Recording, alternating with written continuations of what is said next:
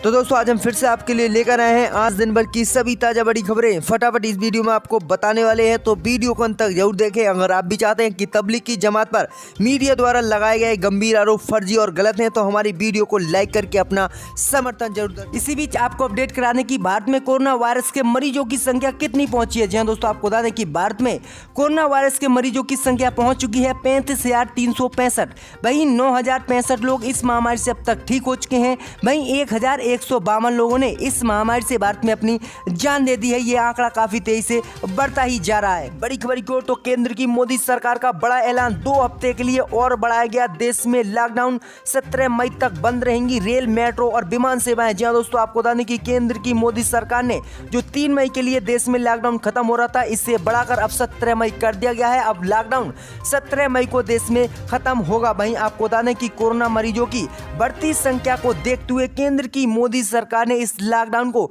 14 दिन के लिए और बढ़ा दिया है। यानी 2 हफ्ते के लिए केंद्र की मोदी सरकार ने लॉकडाउन बढ़ा दिया है। लेकिन साथ ही केंद्र की मोदी सरकार ने कुछ राहतों का भी ऐलान कर दिया है। यानी लॉकडाउन 3 पिछले 2 लॉकडाउन के मुकाबले काफी नरम होगा और इसमें इतनी सख्ती नहीं होगी। वहीं आपको बता दें कि इसमें पूरे देश को 3 जोन्स में बांटा गया है, जिसमें रेड, ग्रीन और ऑरेंज जोन है, जिसके तहत उन क्षेत्रों में कई छूटें दी जाएंगी उनके अनुसार। जी दोस्तों, आपको बता दें कि ग्रीन जोन इलाकों में कई शराब की दुकानें, सिगरेट, पान, गुटखा और तंबाकू की दुकानों को खोलने की अनुमति मिली है।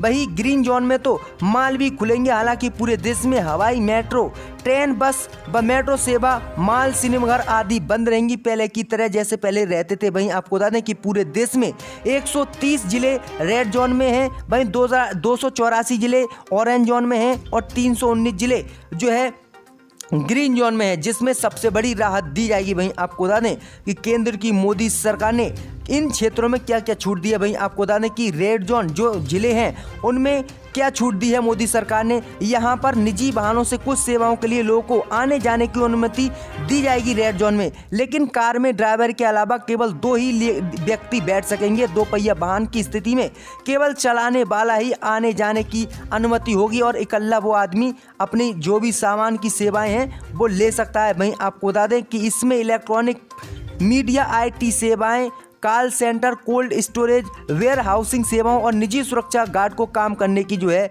रेड जोन में केंद्र की मोदी सरकार ने इजाज़त दिया। वहीं ऑरेंज जोन में क्या इजाज़त दी है मोदी सरकार ने। ऑरेंज जोन में बसों के परिचालन की छूट नहीं होगी, लेकिन कैब की अनुमति होगी। रेड जोन में प्रतिबंधित ओला, उबर जैसी टैक्सी को भी ऑरेंज जोन में चलाने की मोदी सरकार ने छूट दे दी है, लेकिन केवल एक ही पैसेंजर को बैठाकर वो यात्रा कर सकेंगे। वहीं आपको बता दें कि रेड जोन में नाई की दुकानें, सैलून आदि बंद रहेंगे, लेकिन ऑरेंज जोन में ये सारी चीजें खुली रहेंगी। वहीं आपको बता दें कि ग्रीन जोन में क्या क्या छूट दी है केंद्र की मोदी सरकार ने। तो देश को रेड और ऑरेंज जोन, ग्रीन जोनों में बांटा गया है। ग्रीन जोन में सभी बड़ी आर्थिक गतिविधियों को छूट दी गई है। गृह मंत्रालय के ताजा आदेश के मुताबिक ग्रीन जोन में बसें भी चल सकेंगी, लेकिन बसों की क्षमता 50% से ज्यादा नहीं होगी। इसी तरह बस डिपो में भी 50% से ज्यादा कर्मचारी काम नहीं करेंगे। देश के ग्रीन जोन के जिलों में नाई की दुकानें, सैलून समेत अन्य जरूरी सेवाओं और वस्तुएं मुहैया कराने वाले संस्थान भी 4 मई से खुले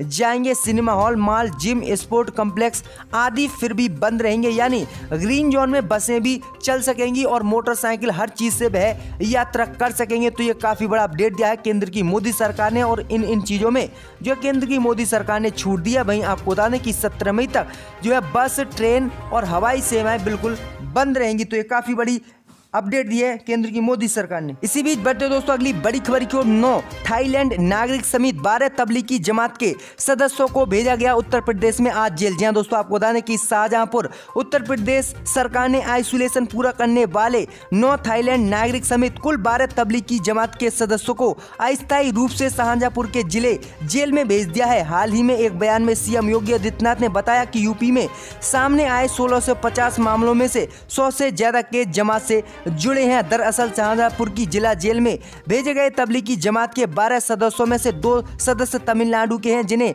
गत 2 अप्रैल को एक मस्जिद से पकड़ा गया, जहां वो एक प्रकार से नमाज पढ़कर छिपे हुए थे। एक अधिकारी ने कहा कि उनके नमूने और एक स्थानीय परीक्षण के लिए भेजे गए थे। गौरतलब है कि भेजे गए 9 थाईलैंड नागरिकों में एक नागरिक महामारी टेस्ट पॉजिटिव आया था, जिसके बाद उसे बरेली रेफर कर दिया गया था। पुलिस अधीक्षक दिनेश त्रिपाठी ने बताया कि इनकी रिपोर्ट निगेटिव आने के बाद उन्हें यहां लाया गया है। तो ये काफी बड़ा अपडेट दिया है कि सीएम योगी आदित्यनाथ ने 9 थाईलैंड समेत 12 तबलीगी जमात के लोगों को जेल भेज दिया है। इसी बीच बढ़ते दोस्तों अगली बड़ी खबर की ओर, तो लॉकडाउन में फंसे मजदूरों के लिए केंद्र की मोदी सरकार ने श्रमिक स्पेशल ट्रेनें चलाने की दी मंजूरी। जी दोस्तों, आपको बता दें कि कोरोना महामारी के कारण देश में लॉकडाउन की वजह से अलग अलग राज्यों में फंसे लोगों के लिए बड़ी खबर है। केंद्र सरकार ने उनके लिए 6 श्रमिक स्पेशल ट्रेन चलाने की अनुमति आज दे दी है। शुक्रवार को प्रधानमंत्री आवास पर हुई बैठक में इस बारे में फैसला हुआ। इस मीटिंग में प्रधानमंत्री नरेंद्र मोदी के अलावा गृह मंत्री अमित शाह, रेल मंत्री Piyush Goyal, chief of defence staff general Bipin Rawat, cabinet सचिव राजीव गौबा और प्रधानमंत्री के प्रधान सचिव पीके मिश्रा शामिल रहे। मीटिंग के बाद रेल मंत्री पीयूष गोयल ने ट्वीट कर कहा कि लॉकडाउन के कारण देश के विभिन्न हिस्सों में फंसे नागरिकों को रेलवे द्वारा भेजे जाने की अनुमति देने के लिए प्रधानमंत्री नरेंद्र मोदी व गृह मंत्री अमित शाह का धन्यवाद है। रेलवे श्रमिक स्पेशल ट्रेन चलाकर घर से दूर हुए लोगों को उनकी मंजिल तक पहुंचाने की सुनिश्चित करेगी। आज जिन प्रमुख रूटों पर श्रमिक स्पेशल ट्रेनें चलाने का फैसला लिया गया है उसमें लिंगमपल्ली से हटिया, अलुवा से भुवनेश्वर, नासिक से लखनऊ, नासिक से भोपाल, जयपुर से पटना और कोटा से हटिया प्रमुख है। वहीं रेल मंत्रालय ने कहा है कि स्थिति को देखते हुए और भी कई स्पेशल ट्रेनें चलाई जाएंगी और सभी मजदूरों को उनके घर ट्रेनों के द्वारा भेजा जाएगा। तो ये काफी अच्छी खबर है मजदूरों को लेकर। इसी बीच बढ़ते दोस्तों अगली बड़ी खबर की ओर, तो रेड जोन जिलों को लेकर ममता सरकार ने जताई नाराजगी, केंद्र को चिट्ठी लिखी। जी दोस्तों, आपको बता दें कि कोरोना वायरस महामारी के संकट में भी पश्चिम बंगाल की ममता सरकार और केंद्र के बीच राजनीतिक बयानबाजी कम होती दिखाई नहीं दे रही है। अब ममता सरकार ने केंद्र को जिलों को रेड जोन सूची में डालने को लेकर निशाने पर लिया है। राज्य सरकार ने केंद्रीय स्वास्थ्य मंत्रालय को पत्र लिखकर कहा कि राज्य में सिर्फ 4 जिले रेड जोन में आते हैं, जबकि केंद्रीय लिस्ट में 10 रेड जोन का जिक्र किया गया है। गौरतलब है कि बंगाल सरकार और केंद्र कोरोना मरीजों की संख्या को लेकर कई बार आमने सामने आ चुका है। अब ममता बनर्जी ने जिलों को जोन में बांटने पर हमला बोला है। पश्चिम बंगाल के प्रधान स्वास्थ्य सचिव विवेक कुमार केंद्रीय स्वास्थ्य मंत्रालय को लिखे पत्र में कहा कि राज्य में केवल 4 रेड जोन है, जबकि 30 अप्रैल को राज्य के साथ कैबिनेट सचिव की वीडियो कॉन्फ्रेंसिंग के दौरान प्रस्तुत में और जारी हुई लिस्ट में 10 दिखाए गए हैं। बता दें कि कोरोना वायरस के फैलने को रोकने के लिए लागू देशव्यापी लॉकडाउन 3 मई को खत्म हो रहा था। इससे पहले केंद्र की मोदी सरकार ने इसे आगे और बढ़ा दिया है 14 दिन के लिए, और उसी के हिसाब से जहां पर सबसे ज्यादा संक्रमित मरीज हैं वहां पर रेड जोन, और जहां कम संक्रमित मरीज है वहां ऑरेंज जोन, और जहां पर एक भी 21 दिनों में केस नहीं आया है कोरोना वायरस का उसे ग्रीन जोन इलाकों में बांटा है, जिसको लेकर जो है ममता सरकार ने नाराजगी जताई है। ममता सरकार ने कहा कि हमारे पूरे राज्य में कुल 4 जिले ही रेड जोन स्थित हैं, जबकि मोदी सरकार ने इसकी संख्या बढ़ाकर 10 कर दी है, और इसी को लेकर ममता सरकार ने केंद्र की मोदी सरकार पर निशाना साधा है। इसी बीच बढ़ते दोस्तों अगली बड़ी खबर की ओर, तो दिल्ली सरकार ने केंद्र से वार्ड के आधार पर जोन निर्धारित करने की अपील। कहा पूरी दिल्ली को नहीं रख सकते रेड जोन में। जी हाँ दोस्तों, आपको बता दें कि महामारी के मद्देनजर केंद्रीय स्वास्थ्य मंत्रालय ने देश में जिलों को महामारी के प्रकोप को देखते हुए क्षेत्रवार वर्गीकृत किया है, जिसके अनुसार जिलों को रेड, ऑरेंज और ग्रीन जोन में रखा गया है। केंद्रीय स्वास्थ्य मंत्रालय ने दिल्ली के 11 जिलों को रेड जोन घोषित किया है, जिसके बाद दिल्ली सरकार का कहना है कि पूरी दिल्ली को रेड जोन घोषित नहीं किया जा सकता। इसीलिए दिल्ली वासियों को लॉकडाउन के दौरान राहत देने के लिए दिल्ली सरकार जिले नहीं बल्कि वार्ड स्तर पर महामारी के मामलों को वर्गीकृत करने की योजना बना रही है। गौरतलब है कि महानगर दिल्ली में 272 वार्ड हैं और केंद्रीय स्वास्थ्य मंत्रालय ने इन सभी को रेड जोन घोषित कर दिया है। वहीं अब जो है केजरीवाल सरकार ने मांग की है कि जिलों के आधार पर नहीं बल्कि वार्डों के आधार पर गृह मंत्रालय इसको रेड और ग्रीन जोन और ऑरेंज जोन घोषित करे, जिससे कि लोगों को यहाँ पर छूट मिल सके। तो ये काफी बड़ा बयान दिया है केजरीवाल सरकार ने और केंद्र की मोदी सरकार से ये मांग की है। इसी बीच बढ़ते हैं दोस्तों अगली बड़ी खबर की ओर। तो कांग्रेस ने गृह मंत्रालय के आदेश को बताया तुगलकी फरमान, कहा बस से लोग को लाने में लगेंगे 3 साल का वक्त। जी हां दोस्तों, आपको बता दें कि लॉकडाउन की वजह से बड़ी संख्या में लोग दूसरे राज्यों में फंसे हुए हैं। मौजूदा हालात को देखते हुए गृह मंत्रालय ने फंसे लोगों को घर वापस लाने की इजाजत राज्य सरकार को दे दी है। इसी बीच जो है कांग्रेस के वरिष्ठ प्रवक्ता अभिषेक मनु सिंघवी ने इस फैसले को केंद्र की मोदी सरकार के तुगलकी फरमान बताया। जी हां दोस्तों, आपको बता दें कि मीडिया कॉन्फ्रेंस से बात करते हुए उन्होंने केंद्र के इस आदेश को मनमाना और तुगलकी फरमान कहा है। उन्होंने कहा कि ट्रेन ही लोगों को वापस लाने का बेहतर विकल्प है। उन्होंने कहा कि केंद्र सरकार लॉकडाउन पर आदेश देने से पहले होमवर्क नहीं करती है। वहीं उन्होंने केंद्र सरकार पर राज्य को फंड नहीं जारी करने का आरोप लगाया है। लॉकडाउन को लेकर सिंघवी ने मोदी सरकार पर निशाना साधा। उन्होंने कहा कि खोदा पहाड़ निकली चुईया, 40 दिन के लॉकडाउन के बाद भी देश में कोरोना संक्रमित मरीजों की संख्या बढ़ती ही जारी है। ये मोदी सरकार इस काम में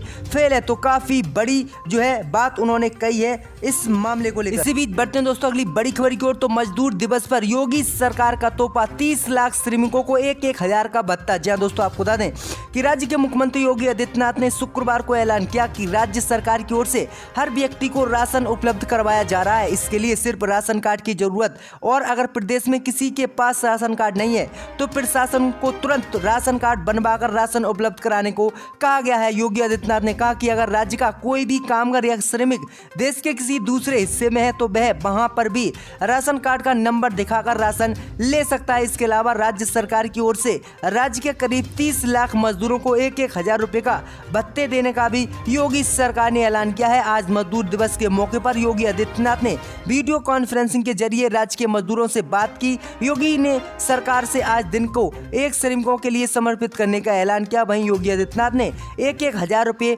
देने का भी 30 लाख मजदूरों को ऐलान कर दिया है। इसी बीच बढ़ते दोस्तों अगली बड़ी खबर की ओर। तो लॉकडाउन में 162.5 रुपया सस्ता हुआ एलपीजी रसोई गैस सिलेंडर। जी हां दोस्तों, आपको बता दें कि देशव्यापी लॉकडाउन के बीच मई महीने की 1 तारीख को आम आदमी के लिए बड़ी खुशखबरी आई है। देश की ऑयल मार्केटिंग कंपनी ने बिना सब्सिडी वाले एलपीजी रसोई गैस सिलेंडर की कीमतों में कटौती का ऐलान किया है। 14.2 किलोग्राम वाले गैर सब्सिडी एलपीजी सिलेंडर के दाम दिल्ली में 162.5 रुपये प्रति सिलेंडर सस्ते हुए हैं। अब नई कीमतें घटकर 581.50 रुपया आ गई है। वहीं 19 किलोग्राम वाले सिलेंडर का दाम 256 रुपये घटाकर 1029.50 रुपया कर दिया है। तो ये काफी बड़ी खुशखबरी आई है लॉकडाउन के दौरान एलपीजी गैस सिलेंडर को लेकर। इसी बीच बढ़ते दोस्तों अगली बड़ी खबर की ओर। तो ब्रिटेन के बाद अब रूस के प्रधानमंत्री मिखाइल मुशिस्तिन हुए कोरोना पॉजिटिव। जी हां दोस्तों, आपको बता दें कि इटली और अमेरिका के बाद अब रूस में भी कोरोना वायरस का संक्रमण